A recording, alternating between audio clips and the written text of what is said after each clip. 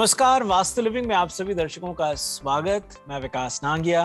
दर्शकों, हमारे साथ हैं हमारी वास्तु और फंग शुई कंसल्टेंट पल्लवी छलावाड़ा जी। सबसे पहले आइए उनका स्वागत करते हैं। पल्लवी जी, कार्यक्रम में आपका बहुत बहुत स्वागत। कैसे हैं आप? शुक्रिया जी, बहुत अच्छे। आप कौन सा वेदर अभी फिलहाल महसूस कर रहे हो वहाँ पे न्यू जर्सी में? देखिए, अभी भी यहाँ पर अच्छी खासी ठंड है और ये कह सकते हैं कि अब इंतजार है बेसब्री से स्प्रिंग का। तो जैसे जैसे सप्ताह दर सप्ताह मौसम में बदलाव आना शुरू होगा और उसी का इंतजार कर रहे हैं हम लोग। पल्लवी जी, पिछले सप्ताह बहुत ही दिलचस्प सीरीज की शुरुआत हुई थी, वास्तु एंड मिथ्स। पिछले एपिसोड में हमने खास डायरेक्शन पर तवज्जो दिया था, जोर दिया था और बातचीत आकर के हमारी थमी थी कि बहुत से लोगों को कंफ्यूजन है, अलग अलग मिस कंसेप्शंस हैं, क्योंकि बहुत सी इंफॉर्मेशन जो है समांतर स्तर पर है और फिर जैसा कि आपने पिछले एपिसोड में कहा था, व्यक्ति दर व्यक्ति चीजें थोड़ी बदल भी जाती हैं। आज जो लोगों के मन में धारणा है वो लॉट के शेप्स को लेकर के है कि भाई कई लोगों को लगता है कि गांवमुखी लॉट सभी के लिए अच्छा है, किसी को शेरमुखी लॉट का पता तो है लेकिन उसके बारे में ये नहीं पता कि सही है या गलत है। वो जो मिथ है, वो धारणा जो है, उसको क्लैरिफाई करने का पूरा प्रयास करेंगे। तो लॉट के शेप्स के बारे में कुछ बात करेंगे।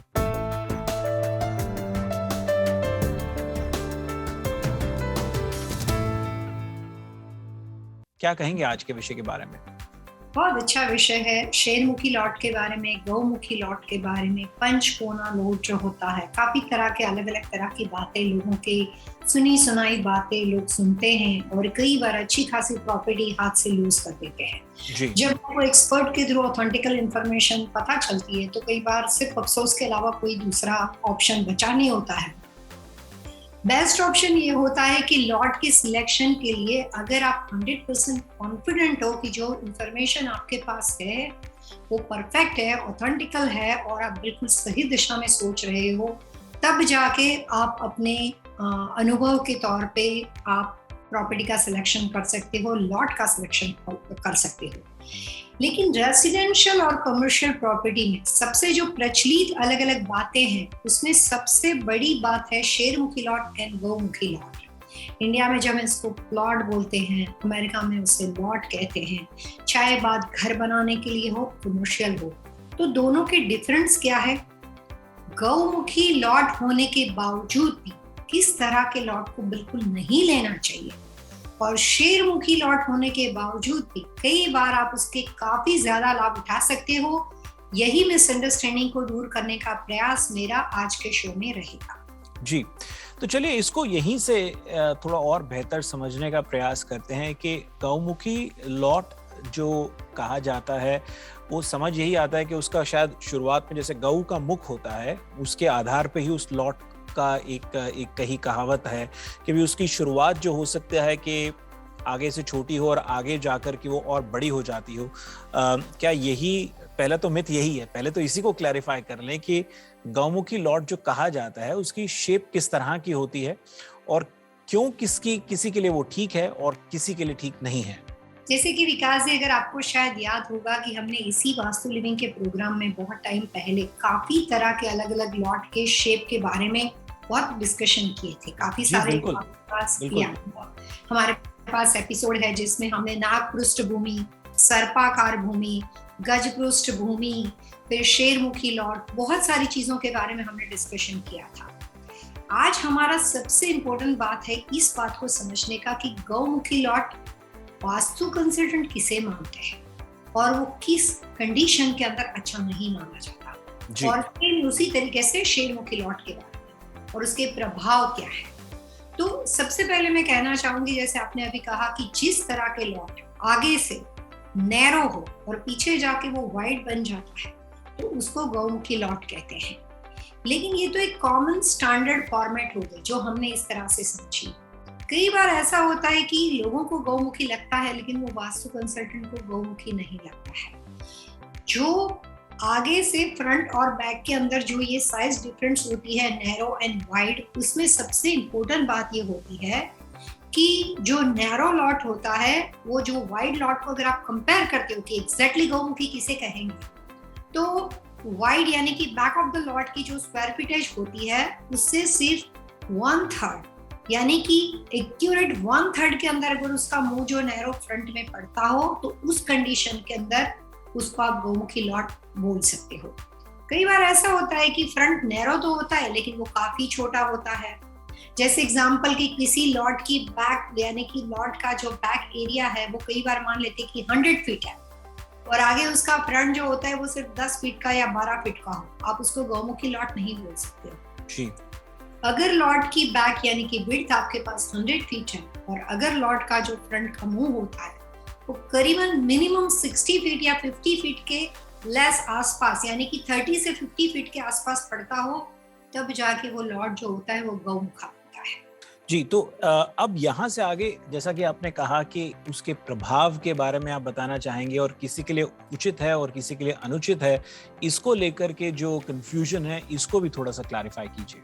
जैसे मैं आपको ये बात बता दूं कि वास्तु के नजरिए से गौमुखी लॉट को बहुत ही शुभ मानते हैं, लेकिन ये भी एक सिर्फ कॉमन बात है, ये 100% परफेक्ट बात नहीं है, सिर्फ सुनी सुनाई बात है।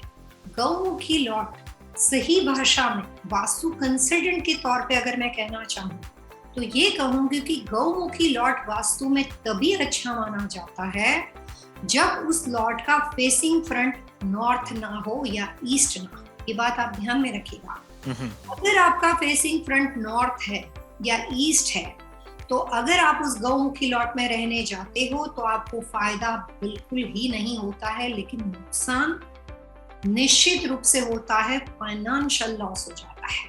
तब जाके लोग बोलते हैं कि भैया मैंने तो गौमुखी लॉट देखकर घर खरीदा था, बिजनेस खरीदा था, ये तो बिल्कुल उल्टा पड़ा, वास्तु है ही कहाँ।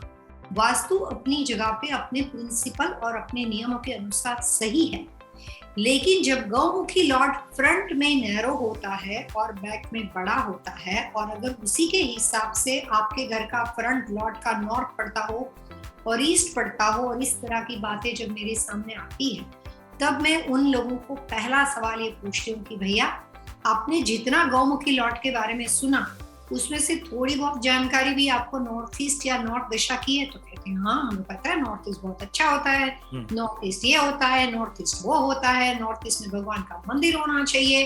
फिर मैं उनको पूछती हूँ कि आपको तो बहुत बढ़िया नॉलेज है भैया, आप तो बहुत ब्रिलियंट हो, तो ये बताओ वास्तु पुरुष का सर कहाँ पे होता है? तो कहते हैं हमें वो भी पता है, नॉर्थ ईस्ट में होता है।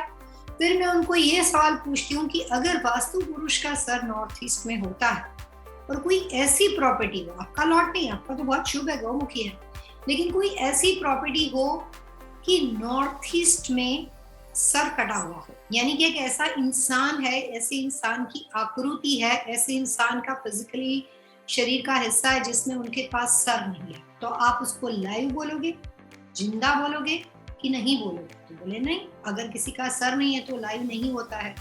मैंने कहा दूसरा सवाल, वास्तु की सुनी सुनाई बातों में ये भी एक प्रचलित है कि नॉर्थ ईस्ट कटा हुआ घर नहीं लेना चाहिए, तो हाँ बिल्कुल सही है, ये बात भी सही है।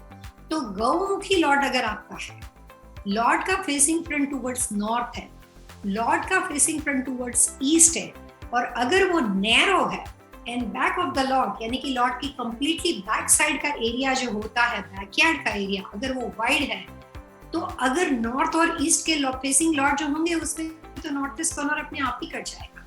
तो कई बार इतनी ज्यादा डिटेल में कंसल्टेंट जाते हैं, लेकिन ये जो मिथ्स मैंने क्लैरिफाई अच्छी तरीके से समझा, इसलिए कहा कि गौमुखी लॉट लेना शुभ होता है अगर गौमुखी लॉट आपका नॉर्थ फेसिंग और ईस्ट फेसिंग ना हो। इसके अलावा जितने भी गौमुखी लॉट होते हैं उसको वास्तुशास्त्र में शुभ मानते हैं। जी, वक्त एक छोटे से ब्रेक का हो चला है। पल्लवी जी, जहां आपने गौमुखी लॉट की दिशा से भी बात जोड़ते हुए समझाया और उस कंफ्यूजन को क्लैरिफाई किया, उसके साथ साथ उसके प्रभाव के बारे में भी जानना चाहूंगा कि वो फायदेमंद और नुकसानदेह कैसे हो सकता है। ब्रेक के उस पार ये जानेंगे और फिर जो शेरमुखी लॉट को लेकर के कुछ चीजें जहन में है, कंफ्यूजन है, मिथ्स हैं, उन पर बातचीत करेंगे। एक छोटे से ब्रेक के बाद हम बहुत जल्द हाजिर होंगे।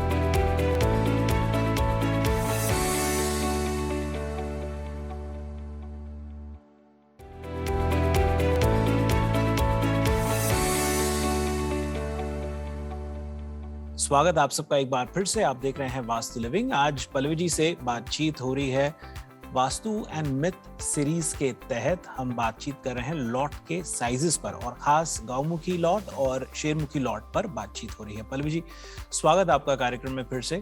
ब्रेक से पहले गौमुखी लॉट के बारे में आप समझा रहे थे, जो कंफ्यूजन्स हैं और फिर उनका दिशा से किस तरह से संबंध है, उस पर आपने जानकारी हमें दी। यहाँ आपसे थोड़ा जानना चाहूंगा उसके प्रभाव के बारे में।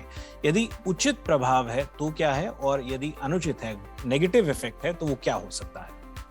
जैसे गौमुखी लॉट जो होता है उसको वास्तु शास्त्र में शुभ ही मानते हैं, लेकिन वो गौमुखी लॉट नॉर्थ और ईस्ट फेसिंग ना हो उस कंडीशन में शुभ मानते हैं, क्योंकि उस कंडीशन के अंदर लॉट के अंदर आपका जो बुद्धि की दिशा होती है, ब्रेन की दिशा होती है, लक्ष्मी प्राप्ति की दिशा होती है, वेल्थ की डायरेक्शंस होती है, वो सारे दिशाएं वहां पे एक्सटेंडेड होती है। इसकी वजह से उसको शुभ मानते हैं। और गौमुखी लॉट ज्यादातर घर बनाने के लिए बहुत अच्छा माना जाता है। वास्तु कंसल्टेंट होने के नाते एक बात मैं ये भी बताना चाहूंगी कि गौमुखी लॉट ज्यादातर बिजनेस के लिए सिलेक्ट नहीं किया जाता। कि बिजनेस खरीदने के लिए ज्यादातर लॉट ऐसे होते हैं जिसमें हर जगह से, हर डायरेक्शन से, चारों कार्डिनल दिशा, चारों सब कार्डिनल दिशा, आठों दिशाओं का जो प्रवाह है, आठों दिशा का जो एनर्जी फोर्स है, लेवल है, वो इक्वल मात्रा में होना चाहिए। गौमुखी लॉट, शेरमुखी लॉट, किसी भी तरह के शेप के बने हुए लॉट में पर्टिकुलर अगर उसको गज पृष्ठभूमि कह लो, सर्पाकार लॉट कह लो, तो इस तरह के लॉट जो होते हैं उसमें कहीं ना कोई एक या दो दिशा जो होती है वो कॉम्प्रोमाइज करती है। जबकि बिजनेस का वास्तु ये होता है कि वहां पे सारे कॉर्नर, आठों डायरेक्शन को आपको इक्वल बनाना चाहिए। इसीलिए गौमुखी लॉट जो होते हैं वो बिजनेस के लिए, चाहे आप earth element, hotel, motel, residential apartment building जिसमें आप नहीं रहे हो लेकिन आप कंस्ट्रक्शन के साथ जुड़े हुए हो, डेवलपर्स हो, और अगर आप किसी के लिए घर बना रहे हो, तो ये तमाम कंडीशन के अंदर बिजनेस को अच्छा प्रभावशाली बनाने के लिए गौमुखी लॉट जो होता है वो फायदेमंद नहीं होता है। आम आदमी को अपना घर बनाने के लिए गौमुखी लॉट वास्तु में अच्छा मानते हैं, अगर वो नॉर्थ फेसिंग और ईस्ट फेसिंग ना हो तो। जी, अब यहीं से आगे बात अब शेरमुखी लॉट के बारे में करना चाहूंगा। कुछ उसके बारे में जो कंफ्यूजन्स होती हैं, लोग बाग आपसे सवालात करते हैं, उनको क्लैरिफाई कीजिए। शेरमुखी लॉट जो होता है वो गौमुखी लॉट से कंप्लीटली विपरीत होता है। जैसे अभी आपने काउ फेस लॉट, जिसको हम गौमुखी बोलते हैं, कि काउ का मुंह कैसे हो, आगे से नैरो होता है, पीछे जाके उसकी जो गर्दन होती है वो काफी वाइड हो जाती है, तो वहां पे गौमुखी लॉट बन गया। ठीक उसी तरीके से शेरमुखी लॉट उससे विपरीत होता है। शेर का मुंह जो होता है वो काफी बड़ा, चौड़ा, यानी कि वाइड होता है। उसकी जो गर्दन होती है वो जाके छोटी हो जाती है। इसका मतलब ये हुआ कि जिस लॉट का फेसिंग फ्रंट वाइड हो और जिस लॉट का बैक यार्ड नैरो बनता हो, उसको शेरमुखी लॉट बोलते हैं। अब आज के जमाने में वास्तु कंसल्टेंट जब प्रैक्टिस करते हैं तो उनको ये तमाम प्रिंसिपल को अपने एक्सपर्टी और अपने एक्सपीरियंस के थ्रू समझना होता है। हर साइट के हिसाब से, हर प्लॉट के हिसाब से, हर बिजनेस और घर की लोकेशन के हिसाब से जहाँ पे वास्तु दोष के सवाल खड़े होते हैं, मेरी एक्सपर्टी में मैंने ये देखा है कि उसके तमाम जवाब सिर्फ उस प्लॉट पे ही मिल जाते हैं। आप बुक से लेकर जवाब नहीं ढूंढ सकते हो, आप गूगल से जवाब नहीं ढूंढ सकते हो। जहाँ पे आपको प्रॉब्लम्स दिखती है, आपको उसके सारे समाधान उसी प्लॉट के अंदर मिल जाते हैं। आपको खाली प्लॉट का मुआयना एक्सपर्ट की तरीके से करना पड़ेगा। आजकल नया कंस्ट्रक्शन ऐसा हो गया कि टाउन होम बहुत ज्यादा प्रचलित है, जिसमें फ्रंट डोर होता है और बैक डोर में गैराज होता है। काफी सारे कंसल्टेंट, काफी लोग मेरे को इस बारे में सवाल पूछते हैं कि पीडी ये गौमुखी मानूं कि शेरमुखी, क्योंकि कई बार अगर आपके लॉट में 2 एक्सेस है, फ्रंट एंड बैक 2 एक्सेस वाला लॉट हो गया, फ्रंट में घर का अगर डोर पड़ता है, बैक में दरवाजा पड़ता है, या फिर वाइस वर्सा, कैसे भी गिन लो। अब जहाँ पे आपका गैराज डोर पड़ता है वो अगर आपका वाइड एरिया है और उसका जो फ्रंट लॉट है वहां पे छोटा सा गेस्ट एंट्रेंस डोर बनता है, तो भी लोग उसको गौमुखी समझ के खरीद लेते हैं। यहाँ पे मिस अंडरस्टैंडिंग क्रिएट होती है, यहाँ पे एक्सपर्ट एक्सपीरियंस की जरूरत पड़ती है, क्योंकि लोग डिसाइड नहीं कर पाते हैं कि वो जो डिसीजन ले रहे हैं वो सही है कि गलत है। तो मैं ये जरूर कहना चाहूंगी कि अगर आप अपने घर में प्रवेश करते हो, एंटर करते हो, मुख्य द्वार का वास्तुशास्त्र में ज्यादा इंपॉर्टेंस है। इंडिया के अंदर अगर इस तरह का टाउन होम हो तो उसमें गराज जो होते हैं वो अटैच नहीं होते हैं। तो वहां पे आजकल नया कंस्ट्रक्शन काफी हो गया है, मैं इंडिया में भी काफी घर लोगों के लेती हूँ तो मुझे उसका आइडिया है। तो वहां पे गराज डोर अगर होते भी हैं, अभी मैं कुछ वहां पे गुजरात में, अहमदाबाद में कुछ घर यहाँ से कंसल्टेशन कर रही हूँ, तो मैंने उनके गराज डोर देखे कि उनका गराज डोर जो है वो कोर्टयार्ड की तरह है, जिसमें 4 पिलर है, उसके ऊपर शेड डला हुआ है। So it is not, they have a space, garage में गाड़ी पार्क करने को स्पेस है, but it is called covered porch, like खुला पोर्च है जो कोर्टयार्ड की तरह अपने गाड़ी रखी और बाहर निकल गए। उस कंडीशन में वहां पे रहने वाले लोगों को घर के मुख्य द्वार पे फोकस करना है। तो वही इंडिया के वास्तु कंसल्टेंट जब अमेरिका के ड्राइंग्स को फोकस करते हैं और उन्होंने कभी अमेरिका के कंस्ट्रक्शन स्ट्रक्चर को नहीं समझा है, वहां से और ज्यादा मिसअंडरस्टैंडिंग शुरू हो जाती है। यूएस के अंदर इनबिल्ड गराज होते हैं। इनबिल्ड गराज का मतलब होता है गराज आपके घर का हिस्सा है। बिल्कुल, गराज से अपने घर में प्रवेश कर सकते हो। गराज के अंदर जितना भी आप सामान रख रहे हो, जो भी चीजें आप रख रहे हो, वहां से सीधी घर में एक्सेस है और सीधा वापस आ सकता है। काफी लोग तो गराज में मीडिया रूम बना देते हैं, पूजा रूम बना देते हैं, बच्चों के लिए प्ले एरिया बना देते हैं। सो यहाँ पे गराज जो है वो घर का एक अहम पूर्ण हिस्सा है। इस कंडीशन में अगर आपका लॉट ऐसे बना हुआ हो कि जहाँ पे गराज डोर है, जहाँ पे गराज एक्सेस है, वो लॉट की दिशा वाइड हो, और जहाँ पे गेस्ट एंट्रेंस डोर है, मेन दरवाजा, वो दिशा किसी वजह से शेप ऑफ द लॉट में प्रोडक्शन बिल्डर से आपने घर खरीदा वो नैरो हो, तो वो घर के सिलेक्शन के बाद आप ये नहीं कह सकते कि मेरा घर गौमुखी है। आपका घर शेरमुखी ही है, और आपका घर गौमुखी सही, लेकिन जो आपका उपयोग है, क्योंकि आदमी यहाँ से अमेरिका में गराज से लोगों का आना जाना होता है, कोई डोर के ऊपर बहुत ही कम लोग दरवाजे को ओपन करते हैं। तो उस कंडीशन के अंदर गराज एक्सेस अगर वाइड हो तो लॉट शेरमुखी ही माना जाएगा। गराज एक्सेस अगर नैरो हो तो लॉट आपका गौमुखी माना जाएगा। तो कई बार छोटी छोटी बातों को अगर हम डिटेल में नहीं समझते हैं तो उससे कई बार काफी ज्यादा मिसअंडरस्टैंडिंग क्रिएट होती है।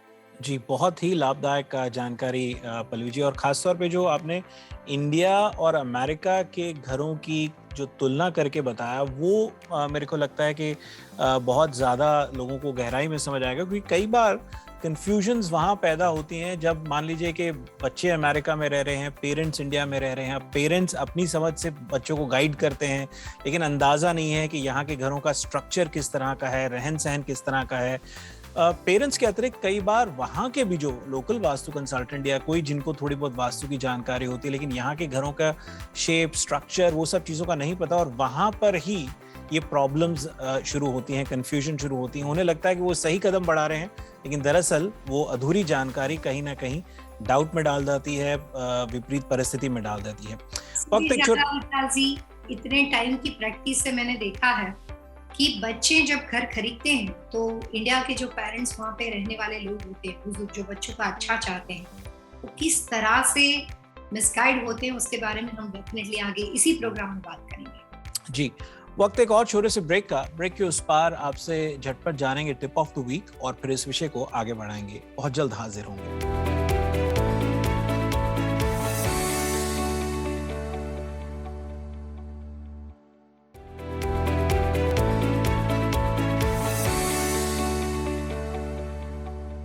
पल्लवी जी, कार्यक्रम में आपका फिर से स्वागत। आज का जो हमारा विषय है वास्तु एंड मिथ्स, इसको आगे बढ़ाएंगे। आज हम गौमुखी और शेरमुखी लॉट के बारे में बातचीत करते चले आ रहे हैं, लेकिन उससे पहले आपसे जान लें tip of the week. Vastu shastra में घर सिलेक्शन, घर का नंबर, घर में रहने वाले सदस्य यानी कि जो फैमिली मेंबर्स है, उनकी फैमिली की डेट ऑफ बर्थ के हिसाब से उनका कॉम्बिनेशन, ये तीनों को मिला के घर का सिलेक्शन किया जाता है। मेरे को वास्तु लिविंग के प्रोग्राम देखकर काफी सारे लोगों के कॉल आते हैं कि पल्लवी ये मेरा डेट ऑफ बर्थ है, मैं घर का नंबर ऐसा है, घर का नंबर 5050 है, 13 है, मैं उसे लूं या नहीं। नंबर्स डायरेक्शन के साथ जुड़ा होती है, दिशा घर के ओनर यानी कि मुखिया के साथ जुड़ी होती है। तो जब कभी आप घर का सिलेक्शन करते हो, 90% लोग सिर्फ नंबर के ऊपर, न्यूमरोलॉजी के हिसाब से नंबर पे फोकस करते हैं, डायरेक्शन को अवॉइड करते हैं।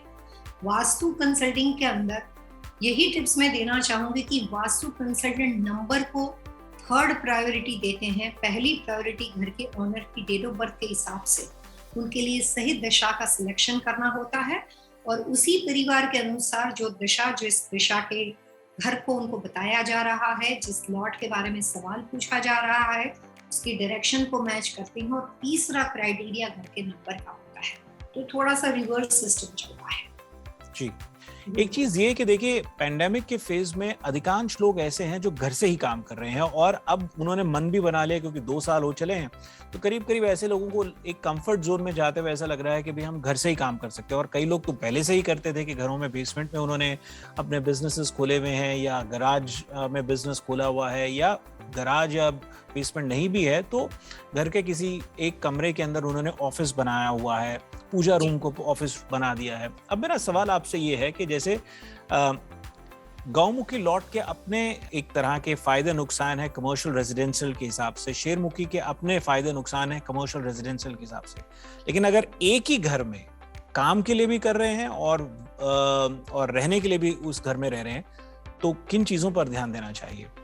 वास्तु प्रिंसिपल के अनुसार सबसे बड़ी एक बात ये भी होती है कि जब कभी रेसिडेंशियल और कमर्शियल प्रॉपर्टी का उपयोग एक ही जगह पे किया जाता है, चाहे कुछ भी हो, कमर्शियल में रेसिडेंशियल करो या रेसिडेंशियल में कमर्शियल करो जी, इन दोनों का कंबाइंड यूज एक स्पेस पे, एक जगह पे किया जाता है, तो उस कंडीशन में नो मैटर व्हाट, रेसिडेंशियल जो एनर्जी, घरों में रहने वाले परिवार की जो पर्सनल लाइफ और जो घरों के अंदर फैमिली की जो पर्सनल लाइफ होती है, वो रेसिडेंशियल एनर्जी यानी कि घर की home harmony and peace of mind वाली जो लाइफ होती है, वो हमेशा हर्ट होती है।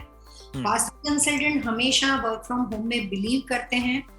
घर में आप अपना ऑफिस बना सकते हो, लेकिन वो स्पेसिफिक कुछ खास तरह के बिजनेस पे, जैसे रियल एस्टेट बिजनेस हो गया, आपने अपना घर में ऑफिस बना रखा है, इमिग्रेशन लॉयर हो, आप मीटिंग बाहर करते हो लेकिन आप अपना काम घर पे कर रहे हो, ऐसे तो काफी सारे बिजनेस है जिसमें आप अपनी इंटरनल एक्टिविटी या लॉन्ग डिस्टेंस के अंदर आपके कोई क्लाइंट्स है और अगर आप इस तरह की चीजें कर रहे हो, तो उस कंडीशन में भी थोड़ी बहुत घर की एनर्जी हर्ट होती है। कमर्शियल के लिए एनर्जी का लेवल बहुत ज्यादा क्रिएट किया जाता है और रेसिडेंशियल के लिए लोअर एनर्जी चाहिए।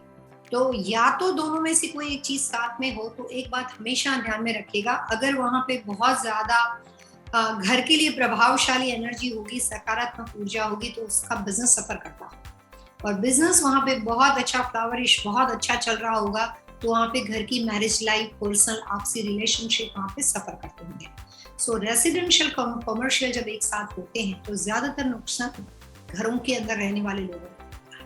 जी पल्लवी जी, देखिए आपसे ढेरों जानकारी हमें प्राप्त हुई गौमुखी के बारे में, गौमुखी लॉट के बारे में। अभी शेरमुखी लॉट के बारे में बहुत सी और ऐसी बातें हैं और कंफ्यूजन्स हैं जिनको हम सॉर्ट आउट करना चाहेंगे, क्लैरिफाई करना चाहेंगे, जो भी मिथ्स हैं उनको और बेहतर तरीके से समझना चाहेंगे। अगले एपिसोड में व्यूअर्स हम पल्लवी जी से शेरमुखी लॉट के बारे में बातचीत करेंगे और साथ ही साथ फिर वो कमर्शियल इम्पैक्ट उसका क्या है, रेजिडेंशियल प्रॉपर्टी का क्या इम्पैक्ट है, क्या प्रभाव हो सकते हैं, क्या उचित है क्या अनुचित है, ये सब उनसे जानेंगे। पल्लवी जी, आज के एपिसोड को यहीं संपन्न करते हैं, समय का अभाव है। दर्शकों, यदि आप पल्लवी जी से सीधा संपर्क करना चाहते हैं, सरल आसान तरीका pallavichellawada.com, और यदि हमारे माध्यम से आप पल्लवी जी से संपर्क करना चाहते हैं, आज के विषय से संबंधित कोई मन में सवाल है, सुझाव है, आप हमें लिख सकते हैं vastu@tvasiausa.com पर, that's VAASTU@tvasiausa.com पर। पल्लवी जी, अगले अंक तक के लिए आइए दर्शकों से मिलकर के आज्ञा लेते हैं। Wish you all happy vastu.